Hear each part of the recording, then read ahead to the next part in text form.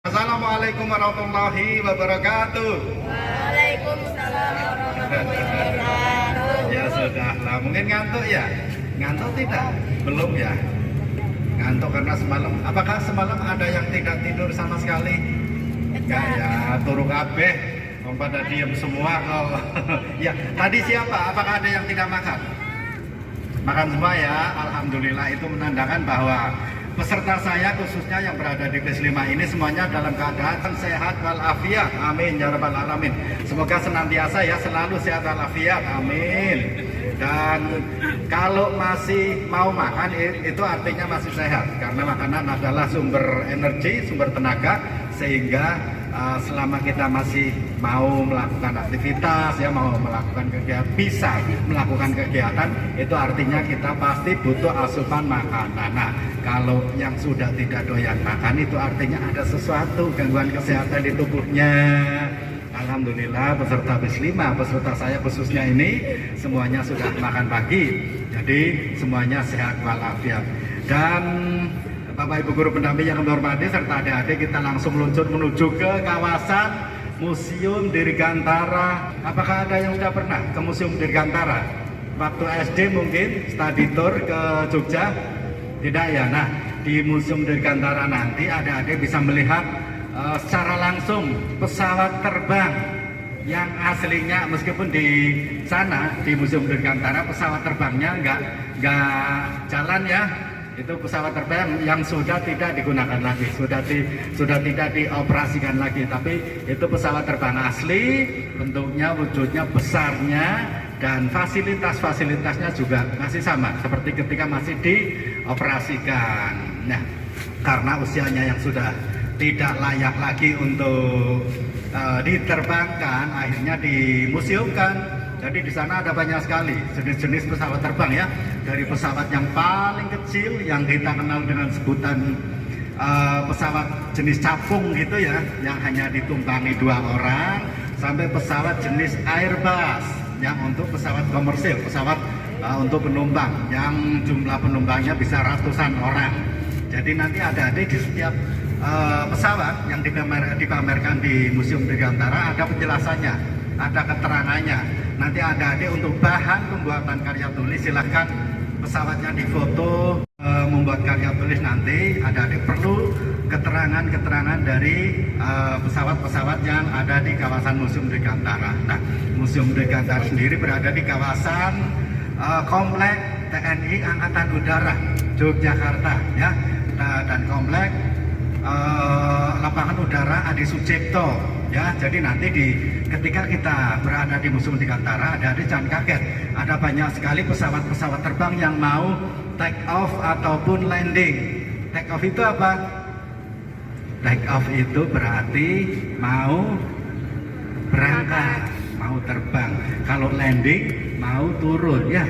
Nah, itu banyak sekali nanti di sana jenis-jenis pesawat terbang yang selama ini kita mengenalnya melalui berita. Ada Lion Air, Batik Air ya. Itu di sana nanti ada terbang rendah di atas atap, di atas pohon gitu, jelas sekali. Nah, dulu waktu kecil kan ya, suka kalau ada dengar suara pesawat itu suka lari dari dalam rumah.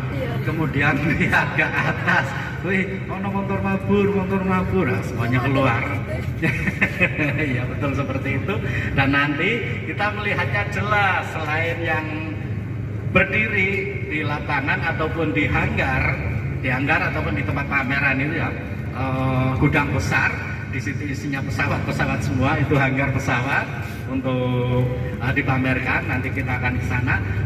Juga pesawat yang masih beroperasi, yang mau meninggalkan kawasan lapangan terbang Adi Sucipto maupun yang mau mendarat di situ. Betul sekali. Nanti adik-adik bisa teriak-teriak, siapa tahu pilotnya melihat, ya lo seperti itu ya.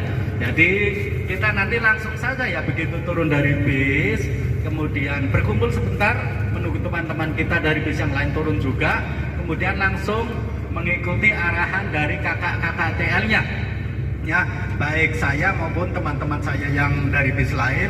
Nanti ikut saja untuk langsung ke pintu masuk. dari gedung Museum Dirgantara. Kita jangan mampir dulu ke pasar ya, ke pasarnya nanti saja kalau sudah keluar dari museum. Kita fokus dulu untuk masuk ke museumnya. Jadi kita nanti akan turun di parkiran, di sepanjang jalur dari parkiran ke pintu masuk museum itu di sampingnya ada pasar-pasar begitu. Tapi kita jangan mampir ke sana dulu ya, ada ya. Kita fokus dulu untuk masuk ke museumnya. Ya, jadi untuk yang misalnya mau beli minuman dingin ataupun apa, di situ ada pernak-pernik segala macam, souvenir-souvenir yang sekiranya berminat untuk beli, nanti saja setelah keluar dari museum kita mau ke bis lagi, silakan mampir. Yang barangkali tertarik untuk mau beli sesuatu di pasar Museum Dirgantara untuk kenang-kenangan boleh, nggak apa-apa. Tapi kalau kita baru datang, kita langsung saja fokus ke museumnya. Kecuali yang mau ke kamar kecil. Nah, kamar kecil ini letaknya berada di samping parkiran atau di depan dari bis kita parkir nanti. Silakan yang mau ke kamar kecil langsung ke kamar kecil. Tapi setelah itu langsung gabung lagi ke rombongan kita. Seperti itu adik-adik ya.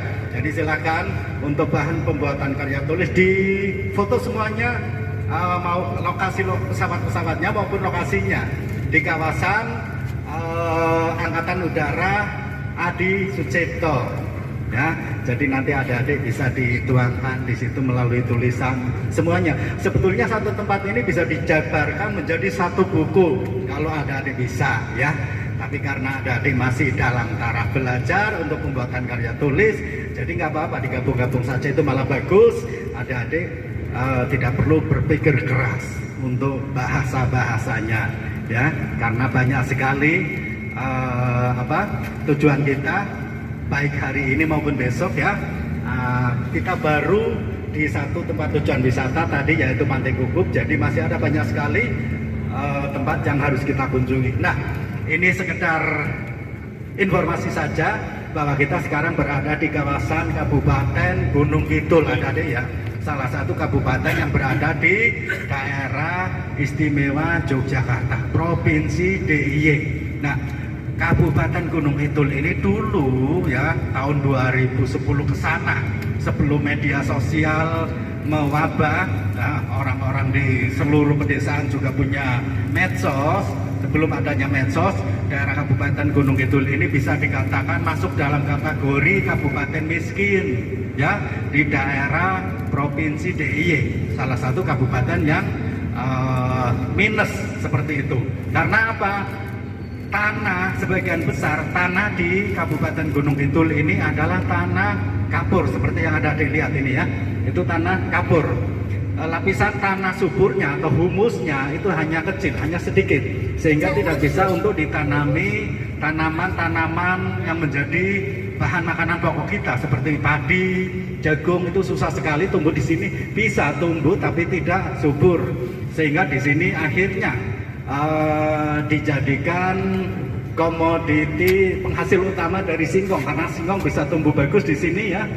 Sehingga akhirnya karena memang hasil singkong itu sangat melimpah di daerah Gunung Kidul, akhirnya dijadikan inovasi untuk bahan makanan pokok. Adik-adik bisa mengenal tiwul ataupun gaplek ya, itu di daerah sini sangat bagus sekali, sehingga ada banyak sekali makanan-makanan alternatif pengganti nasi ya, seperti yang saya sebutkan tadi. Ketika zaman Orde Baru, Bapak Presiden Soeharto waktu itu bahkan